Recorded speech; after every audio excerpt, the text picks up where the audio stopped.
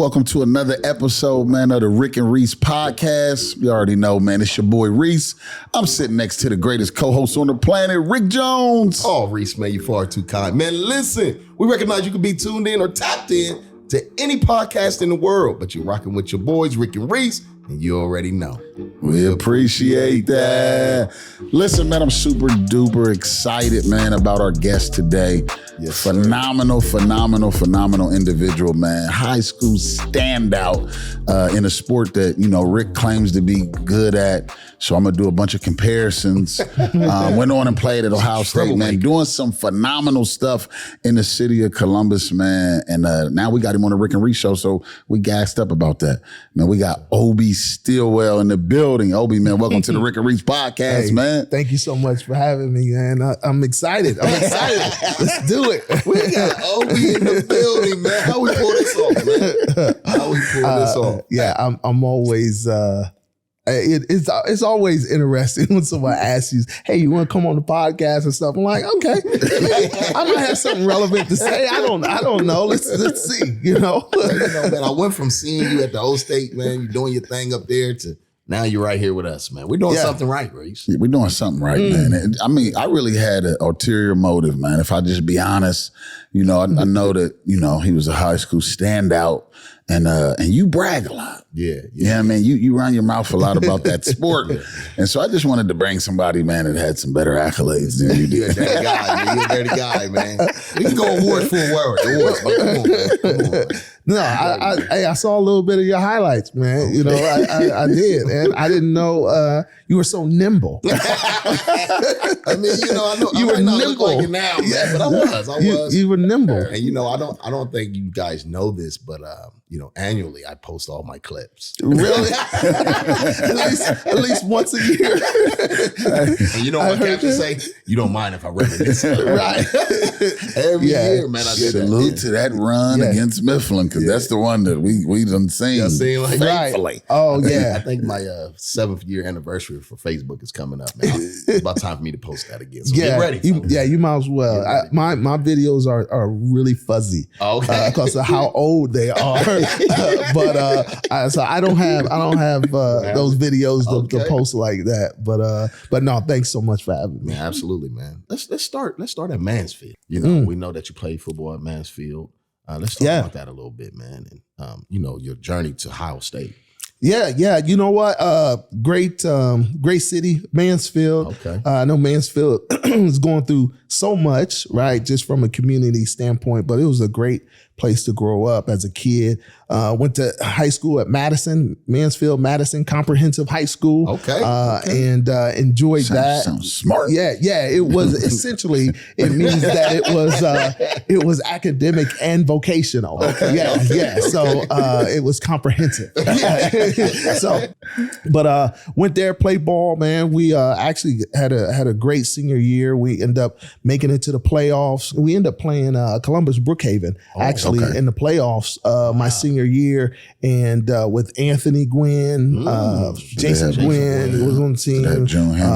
June Henley, Marlon Kerner, Terry Glenn. You know, it was. Yeah, they had a squad. They beat us 24-12. Matter of fact, they had some questionable calls, but they was a squad, man, and was blessed enough to walk onto Ohio State. Really didn't get highly recruited out of high school. I was first team All Ohio inside linebacker, but I was actually the smallest linebacker in the state at 185 pounds to even get first, second, third, or honorable mention. So a pretty small, 185 pounds, middle linebacker.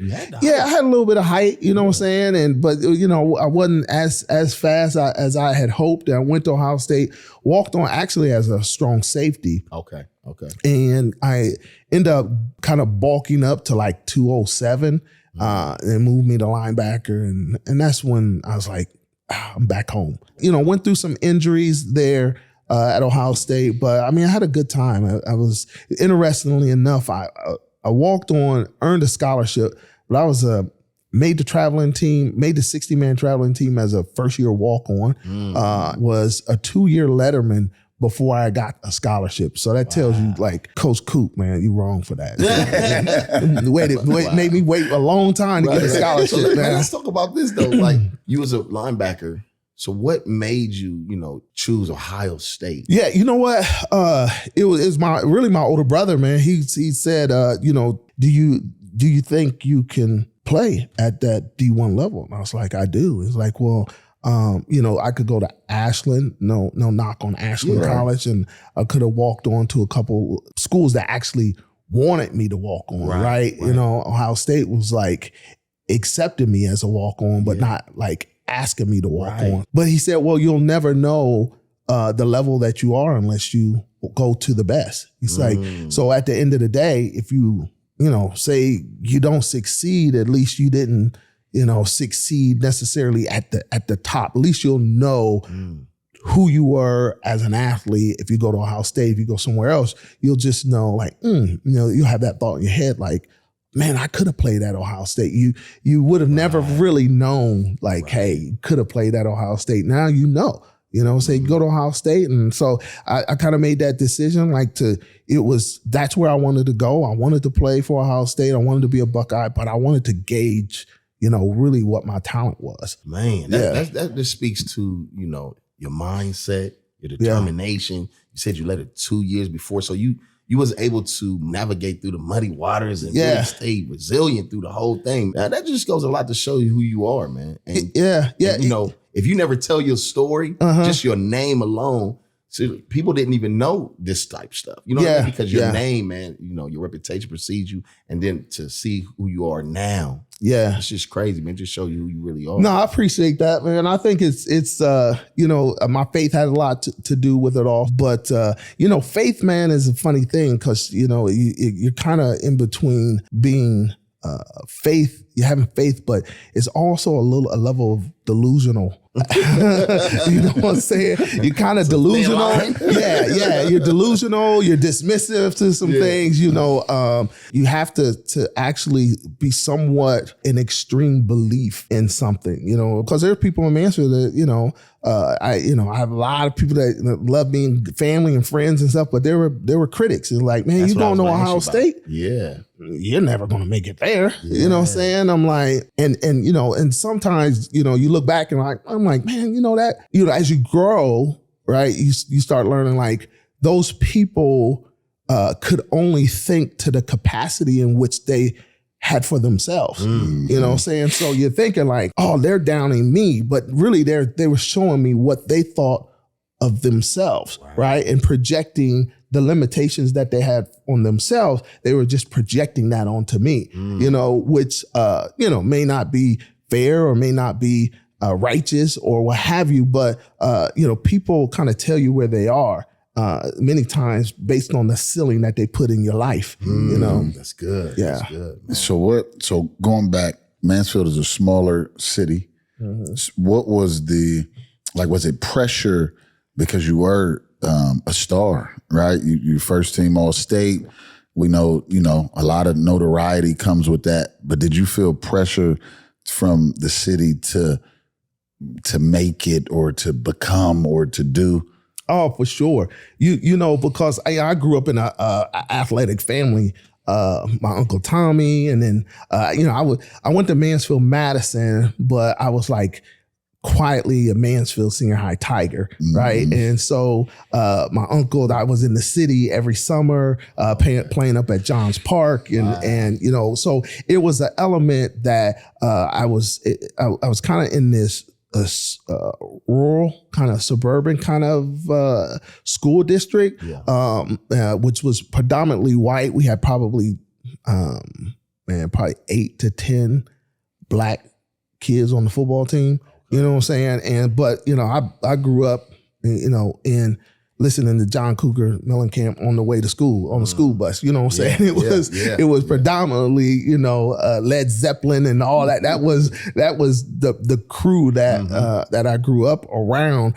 So my city experience was, me going to Mansfield, but then my church was in Mansfield too. So there was elements of the city that I was touching both both elements, right? The rural aspect and then a little bit of the hood too. So, and then my father was a pastor and he was the executive director of Community Action Program, helping a lot of people with jobs and different things of that nature and stuff. So, so when I represented the city, if you will, it wasn't just my school because I had love in the hood. You know, I had love in the city because I went to church there and hung out there. It was over the summer. So the expectations kind of were a little different. And then I didn't get accepted to Ohio State right away. I stayed back at home until I got accepted. I got accepted spring of 92, though I graduated in 91. And then, so I worked. Yeah. So I had to work, man. I worked at McDonald's. I remember working getting up about 4:30 in the morning, working at 5 o'clock in the morning so that people wouldn't see me working. I get off by 2 before school was let out. They're because I didn't want to be that guy he's not, look at this. He's just a wasted talent. You know what I'm saying? He never even went to college and stuff. And it's hard, you don't want to explain to everybody, hey, I'm trying to go to college. I'm trying to get in. I'm trying to, and so finally, when I got in, and all the while I'm working out and going to the gym and all that kind of stuff. And so it was finally, when I got the letter that said I was accepted, I was like, yes, finally. Spring of 92 went in. But then when I went in and made the team, and then they said I didn't have enough academic credits. And that's the one thing, kids, if you listen, make sure you're tight with your guidance counselor, make sure you got your credits and all that kind of stuff. But I had to end up coming back in spring of 93. And that's when my career kind of pretty much started. But so I had to continue to lay low and work out and condition and all that kind of stuff on my own, and borrowing people's workouts. You had a buddy who went to Bobby Johnson, who went to Bowling Green. He would let me borrow his workout. Then I finally got connected with OSU, and Coach Dave Kennedy would give me a workout or what have you, and allow me to work out. And so I was getting gains while I was believing that I was going to one day be on the team. Wow, man! It just goes to show you, just listening to your past. Your environment, it shaped you, and that explains why you a well-rounded individual. And now, like you said, you was a hood and you was, echelon, suburban, so, and man, that shows me why you click with me and Reese. Reese from the hood, me suburbs. You know what I mean? Yeah, down in the gutter in the trenches, man. We thank God for that. Hey, listen, here's the thing. Explains everything, man. Now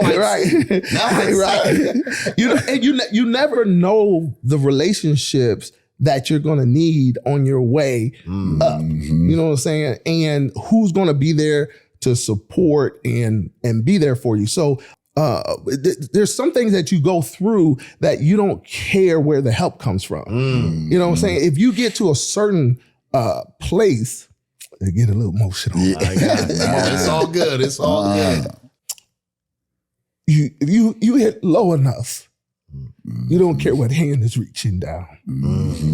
And sometimes that's why this whole racial thing is so weird to me, because it doesn't, sometimes people either don't recognize how low they are, or people don't recognize that you could go low, and help. I've gotten help from, I've had help from people that I didn't expect to help me. I've had help from people that don't look like me. I've help from people that look like me. You know what I'm saying? Try to do something amazing. Try to do something great. Try to do something that changes the world, and you'll find out that you cannot discriminate. You can't. You know what I'm saying? If you really want to make an impact, that's good, man. It has to be diverse. It has to be inclusive. You know what I'm saying? And so those are the things, obviously I'm very passionate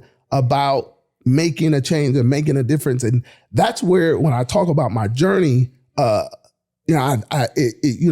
makes me reflect dang, man, I did, There are some things, man, that you start to look at differently, and you start to really dive deep into your story, and you realize that it has to come from a place of love. It has to come from a place of passion. And when you start dealing with passionate things and a place from love, diversity is a must. Man. It's a must. You represent that too, man. Yeah, 100%. And I don't know if you want to transition into this, but man, you have the Breakfast Club. And I went to the Breakfast Club and I just seen the diversity in the room. And I told Pastor Mike and Reese, man, it just really speaks to who you are. And everybody can't pull that together. Yeah. You know, you can't take that for granted. Like what you're able to do and where the location is in, everybody can't do that, man. And I look at you and it all makes sense, man, just to hear your story. And it all makes sense to me right now in this moment, who you are and why you're able to get the results that you get, man, because of your journey. And that makes a lot of sense, man. And you know, it doesn't matter, you know, when you're low or who pull you up, who help you, you'll be surprised. People that don't even look like you. You know what I mean? So that racism and all that stuff, man, that got to get erased. Yeah, I mean that's just it's a blessing, man. Seriously, man, it's crazy. It just speaks to who you are, man. No, you move in these different cultures and worlds so well, seamless. And I looked at that before you even that. I looked at you, you know, a while back and looked like, man, he does that well. Yeah, well, seamless. And it's funny. It's funny how you have followed somebody, never knowing really how paths will cross. We like my dad raised us when we Buckeye lunatics. We watching Buckeye. I mean, I'm 3 years old. Right. Going crazy. Man, I followed you when you was at O State, and then partly was the last name was kind of dope to be a football player. Still way. And then you transitioned to, you know, doing commentating. So then you was my guy every Saturday. I got to see what you was wearing. When he rocked, he was coming on there flying. You know what I mean? And then to end up now like here. And the funny thing is, you think that you know somebody's life and you'll put your own stories to what his life has to be, or like, he's this and then he's that, and they love. Yeah. I would have never thought like the stuff that you shared today. Like, you know what I mean? You just don't know people's journey. To me, it was handed to you. You know what I mean? You're the house state, he's all state, they love him. His whole life's been, you're the man, you're the greatest. So to hear, what I keep hearing is like, it's overcoming. I had to overcome this. And I had to overcome that. And even with the Breakfast Club, everybody doesn't have that ability to do that. And it's a bunch of people that's put on that Ohio State jersey, that's played there, that don't got the ability to pull those individuals together and have that favor in that space. But again, it just speaks to your ability to overcome obstacles and to overcome adversity and to keep pushing forward, man. So it's a blessing. I appreciate that. I would add that it's really about I don't always remember people's names, maybe like I would really want to, and especially in aspects of networking, but I remember people's stories. I think that's my superpower, is that I remember someone's story, and because I remember their story, I'm able to match them up with someone else's story. And that's the thing. Like a lot of times people are trying to just match business, right? And or match, you're from here, or I'm from there, and what have you, and we match there. But it's the story.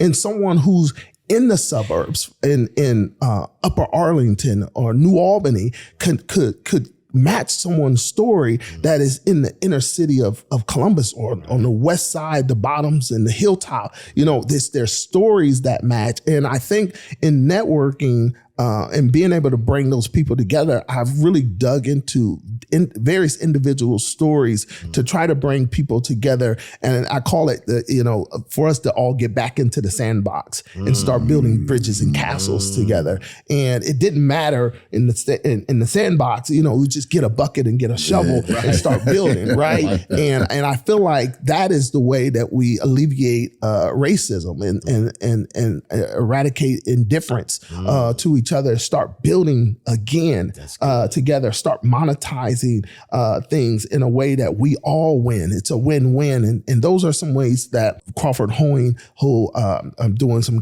community engagement work in the aspects of diversity, equity, inclusion, and working with them to bring minority business, minority developers and minority construction companies to engage in various opportunities and bringing that together. And the one thing I think, I try to do, and not to say that other diversity, equity, and inclusion people are not doing that, because I don't necessarily say that I'm a DEI person, but I'm more of a business development person that has an awareness of DEI, right? Because if you're in the diversity, equity, and inclusion, you must be committed to business development. Okay. You must be a networker. You must be a connector, because you can't just sit back and speak, hey, we need to do this or we need to do that. It has to be boots on the ground. You have to be active in this. And at the end of the day, how do we bring businesses together? Because it's something about making money together that tears down all racial barriers. Right. You know what I'm saying? If I go to a white dude and I say, man, I got this idea that's gonna make us bread. Yeah, he don't care if I'm brown skin, bro. Not at all. No, he's like, okay, talk to me, right? And then all of a sudden, guess what? I'm at his kid's birthday party. Guess what? All of a sudden, we're golfing together. All of a sudden, you know what I'm saying? We're hanging out. Yeah, we're hanging out. You know what I mean? So there's some things that I believe that if we collaborate in the aspects of business, so that's kind of what I'm using is the collaboration in business. I also, during COVID, I went back and got I have a degree in criminology, but I went back to school at Ohio State and got a degree in history, specializing in African American studies, because my reaction to race was so emotional that I wanted to actually get a better understanding of what this racial thing was all about. So I went back, got my degree in history, and I also been to South Africa. I went to about 7 years ago, went to Johannesburg and Cape Town, and just really like having some lived experiences has broadened my understanding and perspective of this race thing, and then what it really means to come together and collaborate in the aspects of business, and how do we have shared, not only have shared experiences, but we have shared opportunity. How do we bring that together without putting these blinders on that I can only work with people who look like me? That's good. That's good. Yeah. Is that one of the reasons you formed the Breakfast Club? Where did that all originate? Yeah, it really, in the most simplest form, I had a group of white dudes that I was super cool with, and a group of black dudes that I was super cool with. And I sat there one day and I said, man, like they would really like each other. You know what I'm saying? And I was like, and I said, I could bring them together. And that's how Obie's Breakfast Club, the first one in 2015, started. It was a guy named Luke Fedlam who's doing amazing things in the athletic space, works with Porter right now, but we first time had it at Kegler Brown, Hill and Ritter. That's the first place we had it at. And we were all suited up around tables. There's probably like 20 of us, which is real cool. The last one we had like over 150. Yeah. And we made, that was all guys. And we started, invited, Gene Smith actually told me, he's like, oh, do you have any women? And I said, no. And he's like, idiot?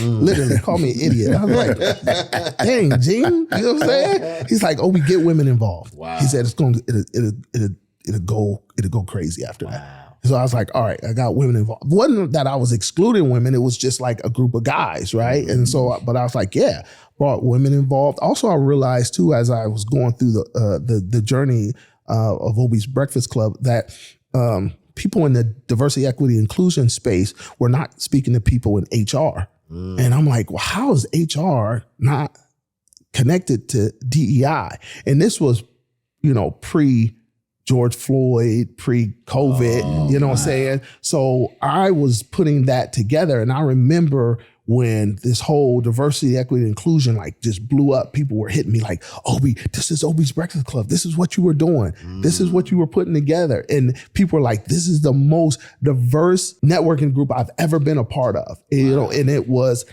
and diversity can be relative, right? Because sometimes, and I found out through my experiences that sometimes white people will come into a room of 100 people and see 5 to 10 black people and be like, oh, there was a diverse event. And it was like, no, diversity is not, diversity is at 50% or more.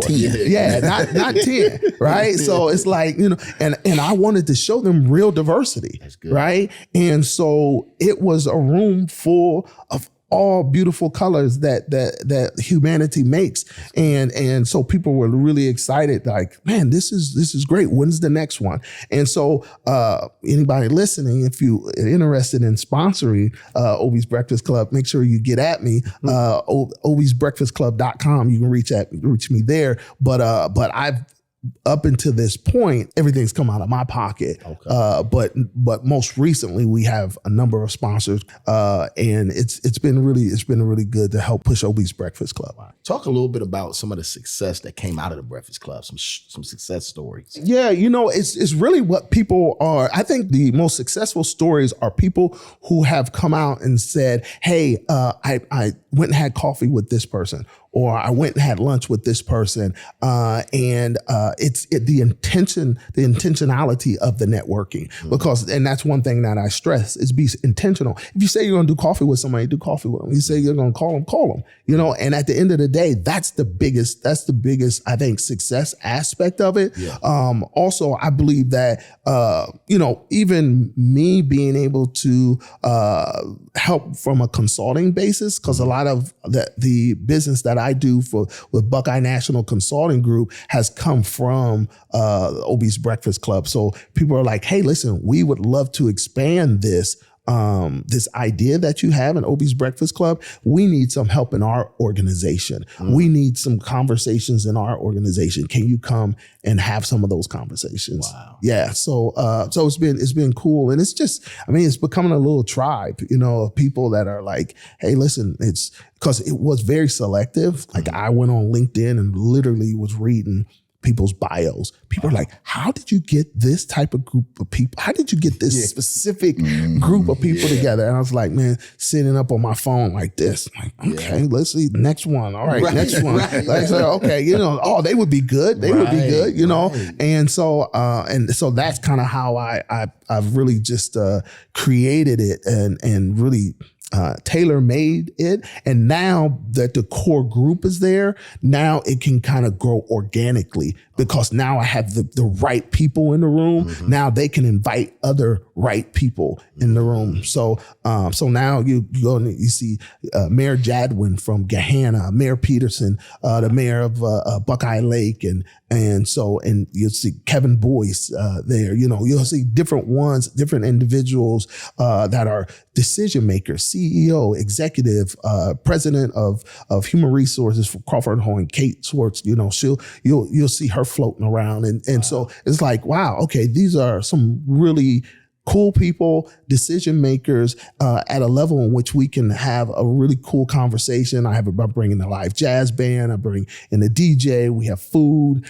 all that kind of stuff. So, and what I'm doing, kind of my mad scientist thing. You gotta watch it. You gotta watch it. My mad scientist thing is that what I'm doing is creating distractions. With music, and DJ, and food, and Ohio Stadium, in the recruiting room. And all of a sudden, all this stuff is going on, and we forgot that we are supposed to adhere to our differences. We forgot that I'm not supposed to talk to you because you don't look like me. I forgot that I'm not supposed to talk to you because you're at a higher level and I'm just starting. And all of a sudden we dip into this ecosystem of humanity, and we're just human. All of a sudden, like, oh, guess what? We just experienced something together as humans. Man, that's masterful. Nah, brilliant. All these common things, man. State, music, food. Straight. I like that, man. Yeah. Wow. Yeah. And then you just forget that you just. I gotta watch you now that I'm around you. You didn't know the depth. I didn't know the depth. Right. You gotta watch Obie. Yeah. And sometimes, man, you do have to trick people to their potential. Sometimes trick people to their potential. Sometimes you do. Okay. You gotta trick them to their potential. Wow. You just tell them to show up, and they're like, okay, I'll come. And a lot of times people come and they got this anxiety, like, oh, man, I don't like networking event. And I hate going to networking events. And all of a sudden they walk in there like, oh, cool. This is different. Yeah. this is different. You come in shaking hands, you leave hugging. It's a different thing. See, that's the part I think that's powerful is that you know what I mean, utilizing that platform. Sometimes it's just important to get in the room. You may not know people in a certain sector, a certain industry that you want to, forge into, but you get into that room and all of a sudden you sit next to big wigs in the industry that you wanted to get in, and y'all sitting at the same table, having a bite to eat, talking, exchanging cards, and all of a sudden, I'm having lunch tomorrow with the guy I was trying to get into the company anyway. Yes. Like, you don't know who you'll meet when you get in that type of environment, but it's a blessing that platform is available for a regular, common, everyday person to purchase the ticket, wake up and come to the event and get exposed to that type of clientele. Is unbelievable. Man, I'm gonna tell you about one of my experiences at Obie's Breakfast Club. I was there, and I think you told us to go take pictures with somebody that you don't know or talk to somebody that you don't know. And man, I went to go talk to this guy. He didn't look like me. He was maybe 6'4", white guy, man. We started talking. He asked me what I do. I asked him what he do. I think he was the head of a marketing firm. And man, we started talking, and come to find out, him and my college coach was best friends. Wow. I said, Coach Gillum, man. So our dialogue now became more. So we deeper. Just laugh, and he's telling me things about Coach Gillum, and I'm telling him how he was my coach, and man, it was so genuine and authentic. Yeah. And man, we swipe numbers, man, and man, we're gonna do coffee, man. It's crazy, man. Yeah. So I was like this. I looked at you after that comment. I'm like, this thing is all right. Yeah. Just to be talking to him. He's the CEO. He's very successful. Right. Man, he was interested in things I was doing, and right. And and he was telling me about Coach Gillum and the things that he was doing, because I lost contact with Coach Gillum, so I was shocked to hear what he was doing. So it was just, man, a crazy networking. Man. So you're the mad scientist, man. You're the mad scientist, man. I love it though. I love it, man. And it's a blessing, because I believe that's why our sponsors do what they do for us. And man, they're like, hey, Obie, keep doing what you're doing. Like we need this, and no one in the city is doing this like you're doing it. Wow. And the passion behind why I do it, and trying to, and I had this conversation with someone, man, he was like, hey, listen, I can show you how to make at least $25,000 for each event you put on. Wow. I can show you how to do that. And I was like, okay. And I sat down with him. But the direction that he wanted to take it didn't feel authentic. And I said, I really want to protect the authenticity of this event. I want to protect that. And he had access to bring big sponsorships in, and believe me, we could use them, right? Because I use some of the money I got to use from the house, right, to take care of the event. So Heather, my wife, is kind of like, babe, what I'm saying? Like, keep believing in me, babe. Keep believing in me. But because I believe that sponsorship will come, but it will come organically. So I passed on that to try to protect the integrity of the networking event, so that people can continue to have access and continue to just be in a room, man, where there's a lot of peaceful collaboration, intentional connections. Man, that's good stuff, man. I kind of feel bad. I don't know if you know, but since you mentioned the Breakfast Club and Charisma Culture is behind you, it makes us automatic sponsor. Really? Okay, there it is. Yeah, I feel bad about that. Okay, right. There. I got a little mad science trying to distract you. Yes. So Charisma Culture is a sponsor of the Breakfast Club. That's a blessing, man. Hey, that's what's up. And I saw who's the pastor that I saw was rocking your gear now? The one dude that's on the roller skates. Bishop Oates. Yeah, Bishop. But you know what though? Somebody gave me that idea. This guy named Obie Stillwell. He said, you know what, man? You need to get that guy in that Charisma Culture. Man. Yeah, I don't know how many. I mean, he has crazy followers, right? And I just knew I could just tell by listening to him and his spirit.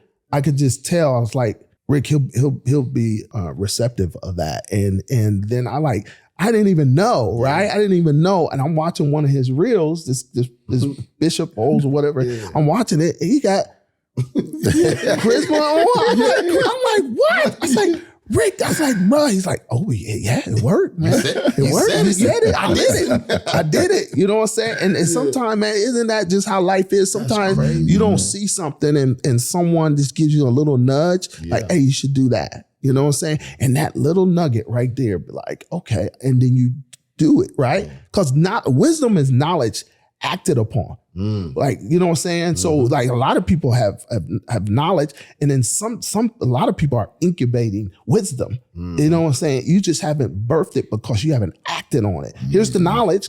Now go do something with it. And as soon as you do something with it, with the knowledge you have, boom, you got instant wisdom. I'm gonna tell you, seriously, that right there, the skating pastor, by him wearing that opened the door to everything else, and it gave me the confidence to go pursue other things. Now, like Rick Ross, DJ Khaled, the director of... You put a D on the end of his name instead of a K. Okay. You be calling him Khaled. Khaled. Well, you like I'm just saying. He gets some more rap than I do.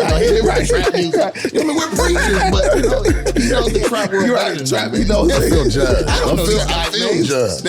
Hey, they wearing my stuff. I'm like, praise God. Yeah, he be turning it down and say, this is trap gospel. Stop judging me. I feel judged. Right. Little baby has a soul. Right. I don't know if I ever thanked you, man, for that. No, I don't believe he did. And this is the perfect opportunity to do it over. Opportunity. I was wondering because things got different between us. Right. Yeah, exactly. You know, but no, that's all. It's all love.